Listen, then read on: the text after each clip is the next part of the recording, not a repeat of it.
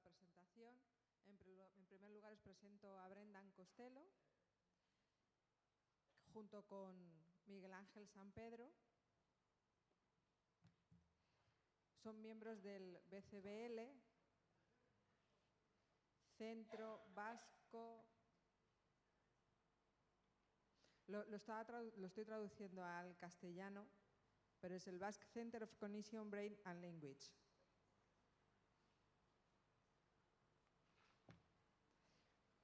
Este es su signo. Cuando queráis podéis empezar. Buenos días a todos. Yo soy Brendan Costello y junto con mi compañero Miki vamos a hacer esta comunicación de forma paralela. Yo en castellano y Miki a la vez en lengua de signos española. Primero queremos agradecer al CNELSE por la organización de este espacio.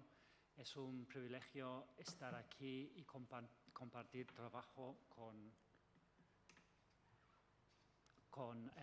nuestros compañeros y aprender el uno del otro. Entonces, muchas gracias. Muchas gracias por esta organización, especialmente a Luz y a Mónica. También, antes de empezar, queremos reconocer que el trabajo que vamos a presentar hoy tiene una base, y esta base viene de trabajos anteriores, especialmente los trabajos de Ángel Herrero. Su trabajo, tanto como lingüista como en la literatura de la lengua de signos, ha sido una referencia yo creo que para todos nosotros, y personalmente para nosotros, yo como lingüista, y para Miguel Ángel, fue una inspiración para meterse en el estudio de la poesía en lengua de signos. Hoy vamos a hablar sobre nuestro trabajo en lengua de signos. Somos un grupo de varias personas que trabajamos sobre la sordera y la lengua de signos, y tenemos varias líneas de investigación. Una de las líneas de investigación es el bilingüismo bimodal, es decir, investigar cómo conviven dos lenguas de distintas modalidades en el mismo cerebro. Las personas que conocen una lengua de signos y una lengua oral, cómo conviven esas dos lenguas en el cerebro.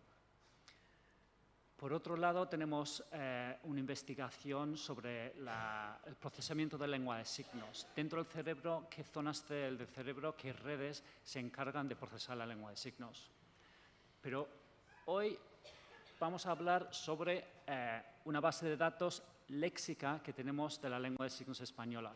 Es una base de datos que presentamos en una edición anterior de este congreso, hace 4 años, y muchos conoceréis. La dirección de la página web de la base de datos está ahí, es abierto, se puede entrar. Para entrar hay que registrarse, pero es un registro gratis. Y esta base de datos incluye mucha información. Viene de un convenio con la Fundación CENSE, que nos permitió utilizar los contenidos del diccionario normativo, y de esos 2.400 signos hemos hecho una codificación muy exhaustiva de la forma de esos signos. Lo que vamos a hablar hoy es sobre una ampliación de esa base de datos, y tenemos 2 ramas de esa ampliación. Por un lado, vamos a recodificar parte de la base de datos, y esa recodificación sirve para pasar de una codificación muy fonética, muy detallada, que nos dice exactamente cómo son los signos, a una codificación más fonológica, basado en teorías fonológicas, como por ejemplo el sistema SEA de Ángel Herrero, que nos permita agrupar y categorizar los signos de una forma que nos permite ver patrones y regularidades dentro del léxico.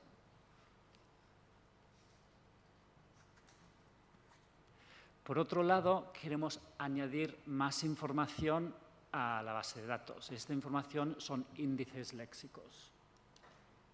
Los índices léxicos que nos interesan, que luego explicaremos, son el grado de iconicidad de cada signo y el grado de familiaridad.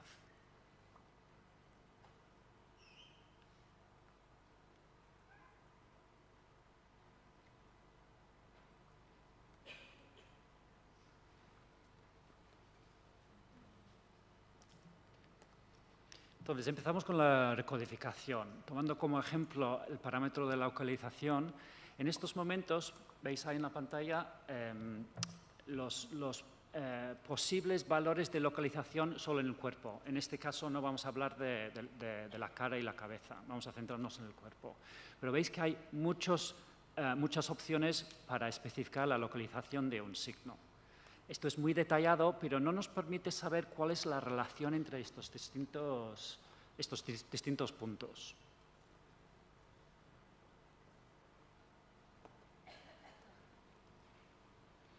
Ahora, lo que pretendemos hacer, basándonos en modelos fonológicos, es identificar localizaciones mayores. Uno sería, por ejemplo, el tronco, otro sería el brazo y otro sería la mano no dominante. Y dentro de cada localización mayor tenemos localizaciones menores. Si tomamos el caso del tronco del cuerpo, podemos identificar 8 localizaciones más específicas.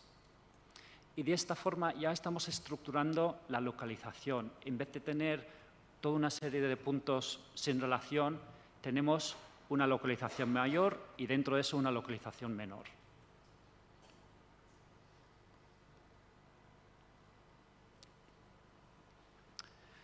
Si tomamos también el parámetro de la configuración, actualmente contamos con más de 85 posibles configuraciones que ven aquí. Y de nuevo, estas configuraciones no sabemos cuál es la relación entre ellos. Son 86 valores distintos, pero no sabemos cómo se interrelacionan. Para recodificar, de nuevo basándonos en modelos fonológicos, vamos a pensar en estructurar los valores que se asignan a cada configuración. Y pensamos en los dedos seleccionados en una configuración. Y dentro de ese concepto podemos distinguir entre los dedos y la posición. No sé si veis en la pantalla, igual el texto es un poco pequeño, os iré explicando. Distinguimos entre los dedos en sí y la posición de esos dedos. Cuando pensamos en los dedos, podemos especificar la cantidad de dedos que están seleccionados, un punto de referencia que nos ayuda a identificar cuáles son los dedos. Y en cuanto a la posición, podemos especificar la flexión, si los dedos están flexionados o no, y qué articulación del dedo está flexionada.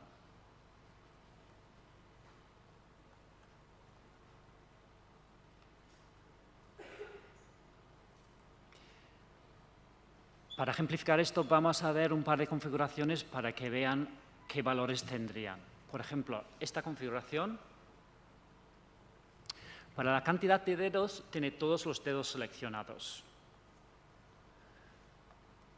En cuanto a referencia, al tener todos los dedos seleccionados, sabemos cuáles son, no hace falta ninguna referencia. En el siguiente ejemplo sí vemos un ejemplo de la necesidad de referencia. En cuanto a flexión, están flexionados y la articulación que está flexionada es la articulación base, que es esta articulación aquí de la base de los dedos. Las articulaciones no base son estos que se flexionarían así.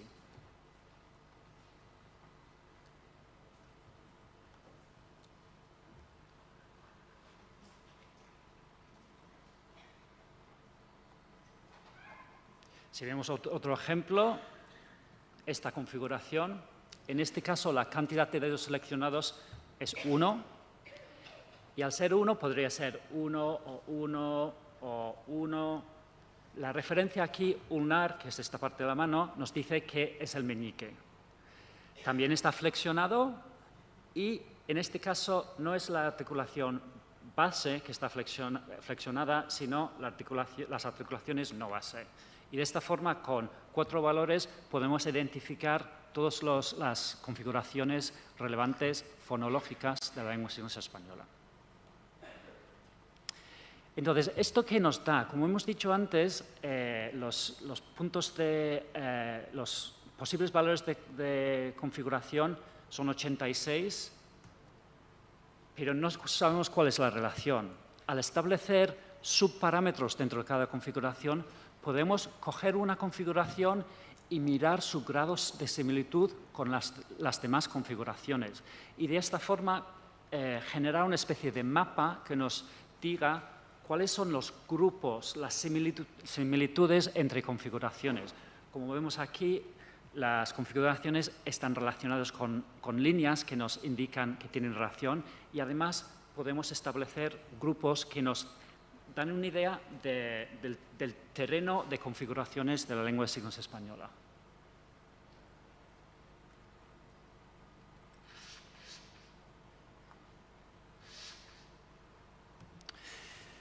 Y esto podemos hacer a nivel de un parámetro, como la configuración, o podríamos tener en cuenta todos los parámetros y cada signo tener una idea de su similitud con los demás signos de la lengua de signos española, del léxico.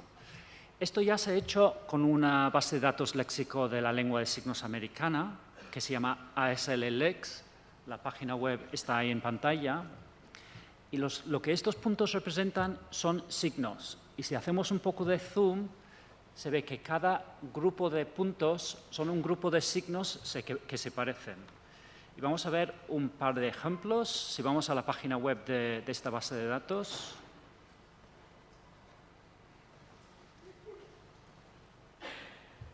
¿Está en ello? Gracias. Entonces, este es el léxico que han establecido y codificado para la lengua de signos americana. Si hacemos zoom, nos centramos en este grupo aquí y hay varios signos. Vamos a ver varios ejemplos para que veáis que los signos dentro de un grupo tienen similitud. En este caso van a tener una configuración parecida y un movimiento parecido, que es lo que les une. Por ejemplo, empezamos con el signo de socks, que son calcetines.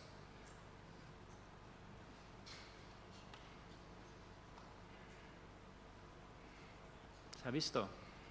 Ahí. Vamos a ver el signo de estrella en lengua de signos americana.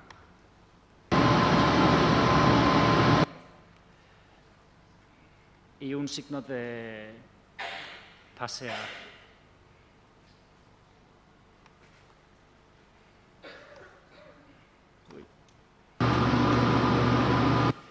Todos los signos tienen algo en común en su forma. Esto se ha hecho para la lengua de signos americana, es lo que pretendemos hacer también para la lengua de signos española con este trabajo. ¿Podemos volver al PowerPoint?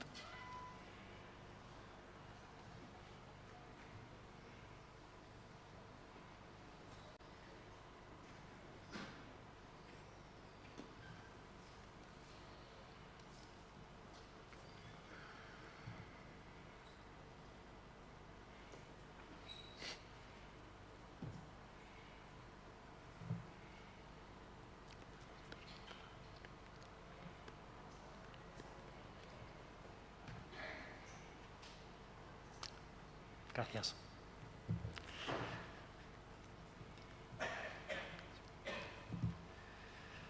Esto sería la parte de la recodificación. Ahora pasamos a la parte de los índices léxicos.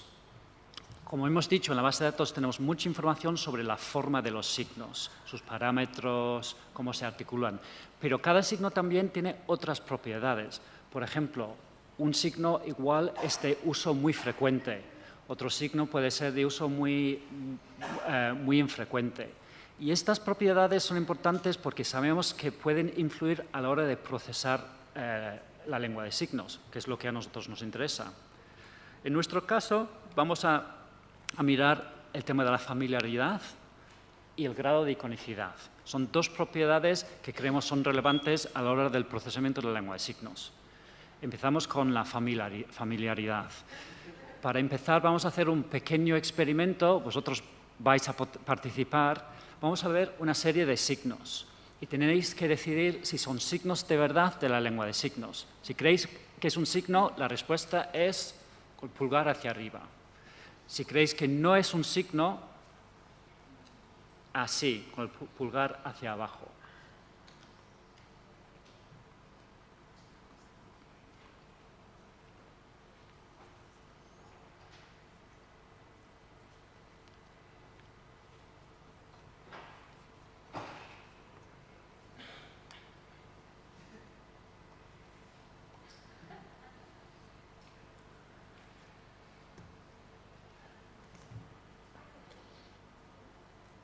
Muy bien, es signo, ¿verdad?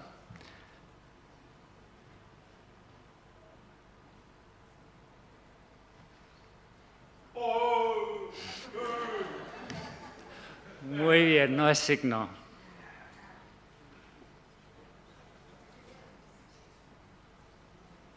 No es signo. Y el último. Muy bien, muy bien. Entonces, signo, no signo, no signo, signo. Si nos centramos en los dos signos, el primero, el signo de hombre, y el último, el signo de mafia, los dos signos tienen una diferencia importante. Un signo como hombre es muy familiar, se utiliza todos los días.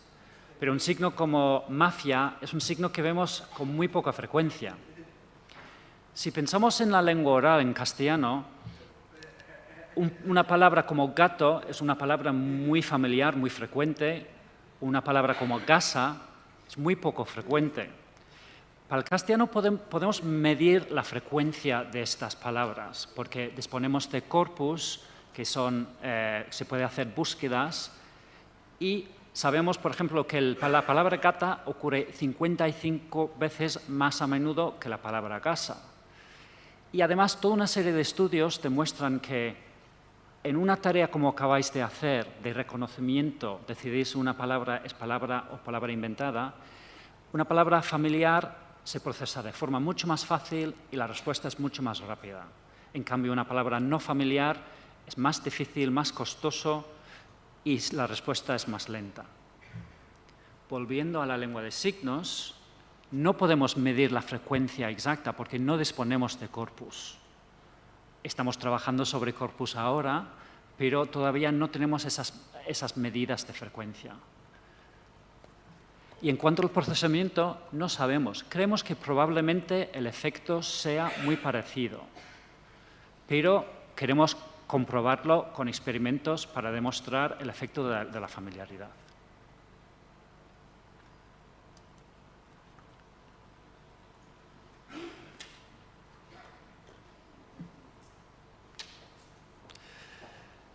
Pasamos a la iconicidad. La iconicidad es una relación entre la forma del signo y su significado, el referente. Si tomamos de nuevo el ejemplo de hombre, la forma del signo no tiene mucho que ver con el concepto que representa. Puede haber una relación, pero de bote pronto visualmente no hay una relación muy clara. En cambio, si cogemos un signo como helicóptero, la forma del signo sí parece representar de forma muy clara el referente, un helicóptero. Y hay una escala de iconicidad. Un signo puede tener más o menos relación en forma con su referente. Ahora, ¿cómo afecta esa relación al procesamiento? ¿Un signo más icónico es más fácil de procesar? ¿Es más rápido? No lo sabemos y sabemos que la iconicidad sí afecta el procesamiento, pero queremos estudiar con bases empíricas, con evidencias, a ver cuál es el efecto de la iconicidad. Y para hacer eso necesitamos medir el grado de iconicidad de cada signo.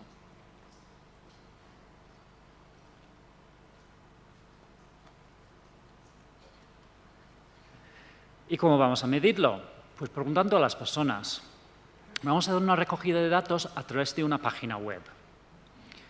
En la página web, las personas podrán visualizar signos y evaluarlos en un grado tanto de familiaridad como de iconicidad.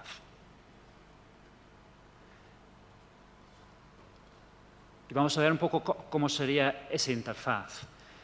Habría una serie de instrucciones explicando claramente los criterios, qué es la familiaridad, qué es la iconicidad.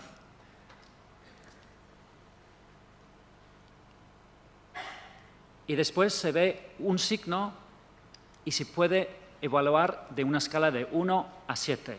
Para la familiaridad, 1 sería un signo muy poco frecuente y el 7 sería un signo que ves todos los días.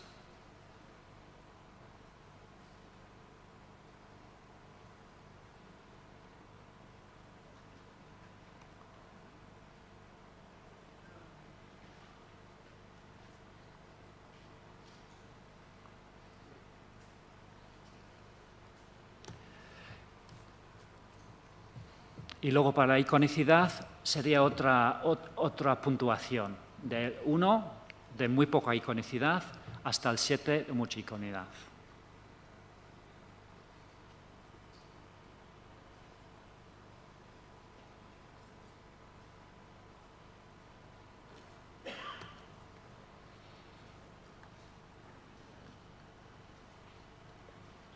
Y de esta forma, recogiendo los datos, podremos recoger las puntuaciones de todas las personas que participen y tener puntuaciones para cada signo, tanto para familiaridad como para iconicidad.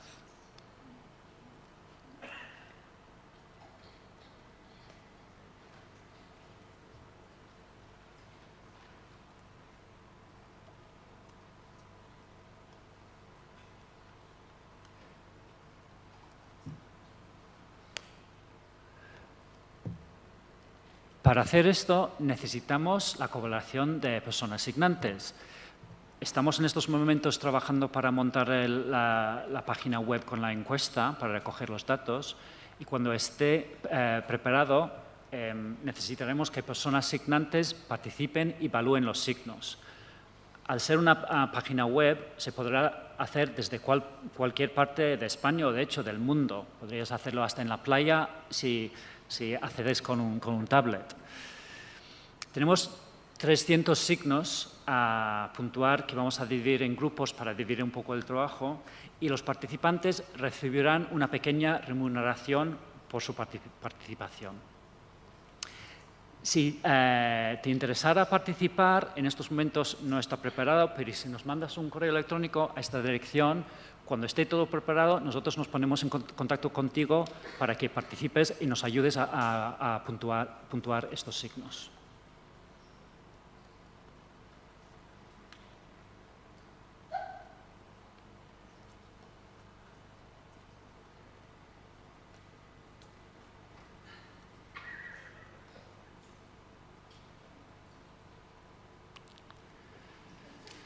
Entonces, para resumir, estas dos fases, tanto la recodificación y los índices léxicos, ¿qué nos aportan? Pues la recodificación nos permitirá entender mejor la estructura del léxico de la lengua de signos española. Igual que se ha hecho con otras lenguas de signos, como la americana, nos dará una idea, una visión de cómo se estructura y se agrupan los signos de la lengua de signos española. Y los índices léxicos nos permitirán estudiar más el procesamiento de la lengua de signos española. Sabemos que estos factores influyen en la forma de procesar y si no lo tenemos en cuenta, igual se nos escapa algo y no entendemos bien cómo se procesa la lengua.